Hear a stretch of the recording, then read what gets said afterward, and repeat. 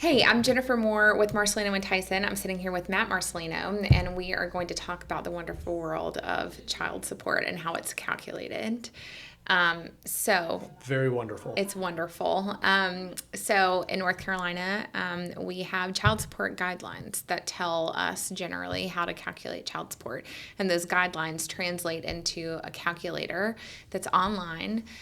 There are calculators that are on other websites that are not the state website. And I always tell people stay away from those because I have no idea if they're accurate or not. The guidelines change sometimes. They've changed recently from what they were before. So there's a state website with a calculator, and use that. But Matt, do you want to talk about what goes into that calculator, what the guidelines tell us? Yeah, one thing to hit on real quick, as you said, is generally used. So this calculator through the Department, I think, of Health and Human Services, right? Mm-hmm. You generally use it. So when is the occasion where you would not use this calculator here in North Carolina, right? Yeah, so there's a income number. It's $480,000 a year for both mom and dad. Yep. So that's a combined income for both parties. If you're over that, then the guidelines don't apply. So anything 480 under, the guidelines apply. Right. And so we can talk about on another video what the guidelines, what it looks like when the guidelines don't apply. Sure. It's considered off guidelines, right? Right. But if we're going to be on guidelines today, yes, meaning we're using this calculator, right, we have to just try to determine how much child support does one party owe, right? Yeah. So like the entire process is you fill it in, right? But the first thing you always kind of try to determine is like income. And we get a lot of questions about what is income and what is not income, right? So the simplest explanation of income is if you're both W-2 employees and you have no bonuses, commissions, receive no money from any third parties, straight salary, right? That's an easy one to calculate. And then you have to take into consideration the custodial arrangement depending upon what worksheet you use. Yep. We're not going to complicate it. We'll do another video on that. Yes, we got to talk about the worksheets later. It gets to be worksheets, too much. off guidelines, that's for another video. But yes, today's like, okay, if we're going to calculate child support, let's talk about how we actually do that. Right. First thing you do is determine what is the income. So again, if you're W-2, it's fairly straightforward, right? It tells you what it is. The one thing that people overlook or possibly wish wasn't true is we have to use your gross income. Right. It's not hard your net. To swallow. I know. So even the fact that you get your taxes and your 401k contributions are ultimately pulled out of your paycheck to what is called your net paycheck, right? The court doesn't care, the state doesn't care, it doesn't matter. Yeah. You're in for full freight. So if your salary is $120,000 a year, your gross monthly salary is $10,000 a month. Your gross monthly income is $10,000 per month. Right. Period. And so we're looking at gross when we're calculating child support. That's right. Yeah. And that applies to both parties. That's right. Right. Yeah. So then you jam those numbers into the calculator. You determine how many children we're talking about, 1, 2, 3, 5, 7, whatever it might be. 7 kids. It happens. Lord. So then, then after that, you start putting in other things. So like typically there's extraordinary expenses, which we can hit on briefly. But one thing that's fairly common is health insurance, right? Yeah. So health insurance is typically paid by someone by way of their employer, right? So if they pay, let's say that somebody pays $400 a month in health insurance for the family, and let's say it's 2 kids, husband and wife, right? Mm-hmm. Well, you're paying roughly $200 a month for the kiddos, right? Unless it's delineated differently based on their health insurance plan. Yeah, and sometimes like an employer will have a very clear benefit statement on their health insurance that says just the employee, this is the cost. Employee plus spouse, this is the cost. Employee plus kids, this is the cost. And if we have something like that, we don't have to do rough math. We can know exactly how much the health insurance cost is just for the kids. And that's what's important in the child support calculation is It's just for the kids. Yeah, because if you're paying for health insurance, then you'll get kind of a credit within the child support calculator. Right. You'll if you're the one paying for it. The obligation will continue. That's going to be kind of your responsibility. There's some caveats to that, but yeah. And then the other thing you need to be thinking about is extraordinary expenses. That's something Right. else we need to consider. But before we get there, because I know like a lot of people are like, well, what does that mean? And private school travel costs under certain limited circumstances, that's something the court can consider.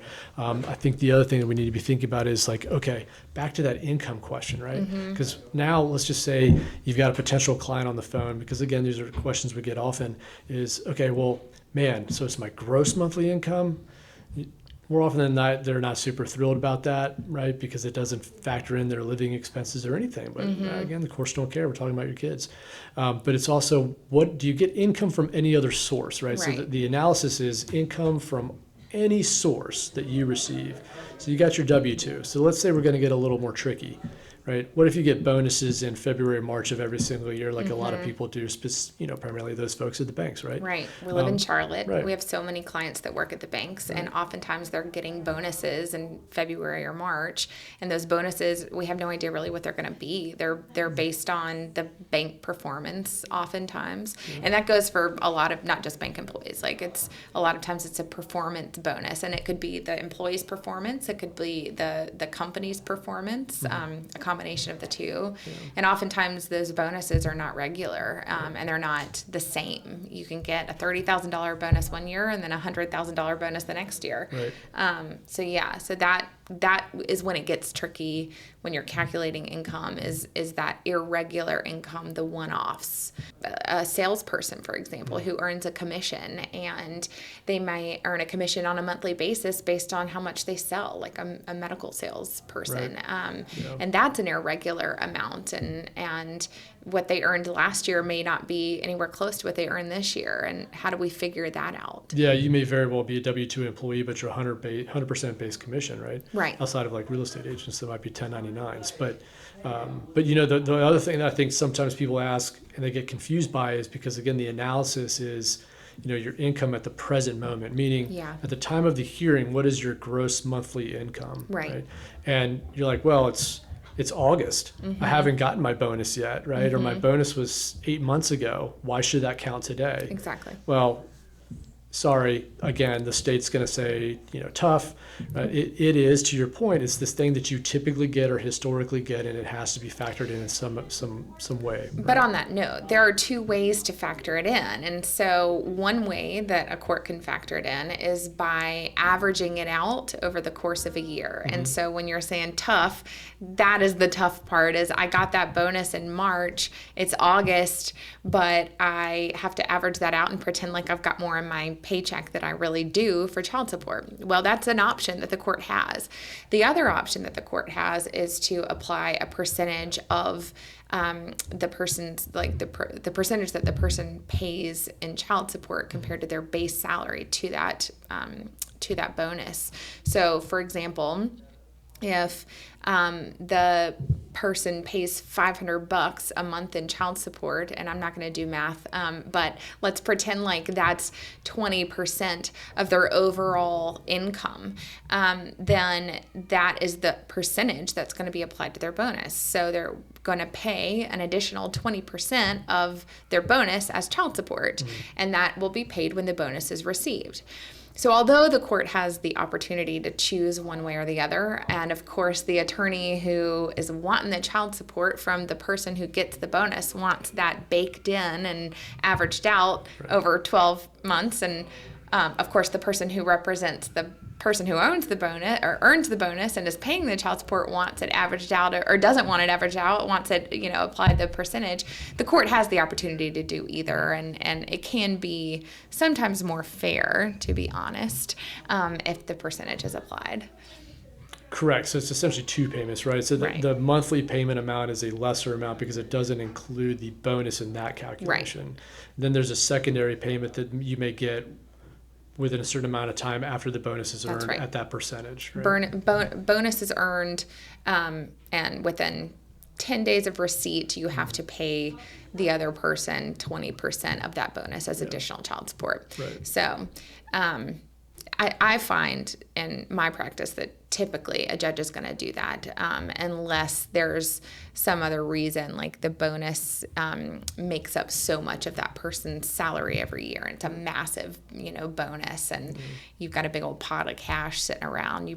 If that's the case, then maybe the judge wouldn't make the other person wait to receive it.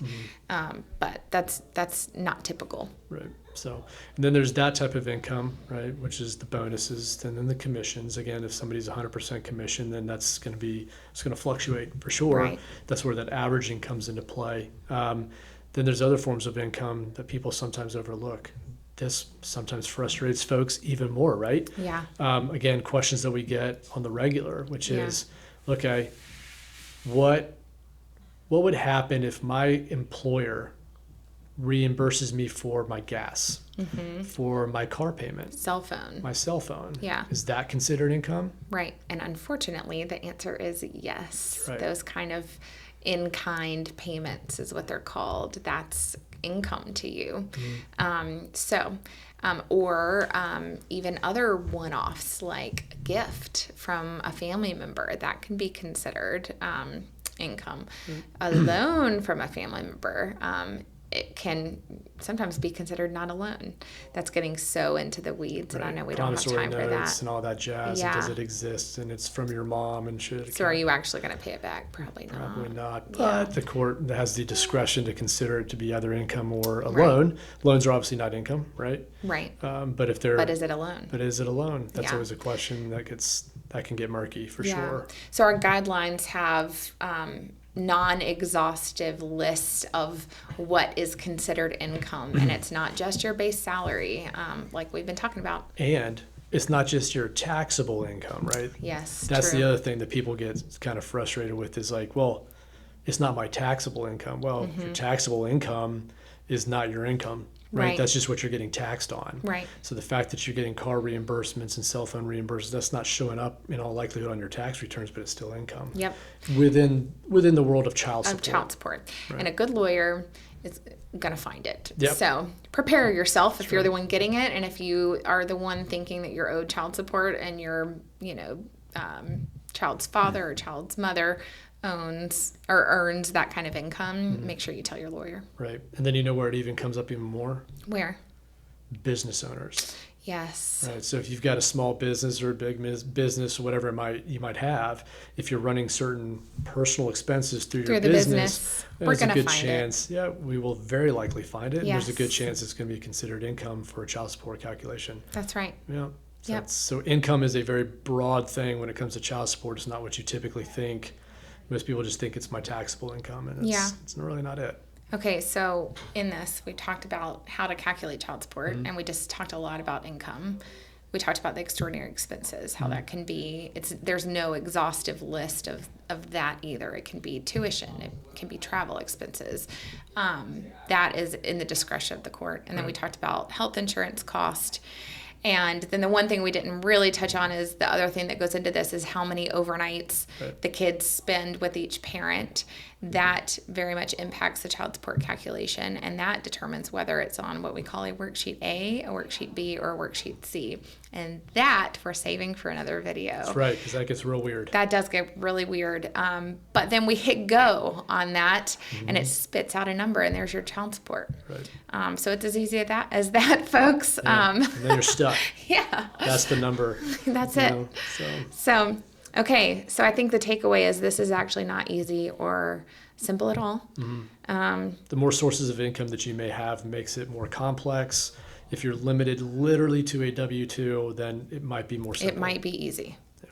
So call us to find out. That's right. Schedule a consultation with a lawyer. Not necessarily us. We would love to meet with everybody. Yeah. But it's always a good idea to get some input from somebody that does this on the regular like we do. Yeah. Yeah. Okay.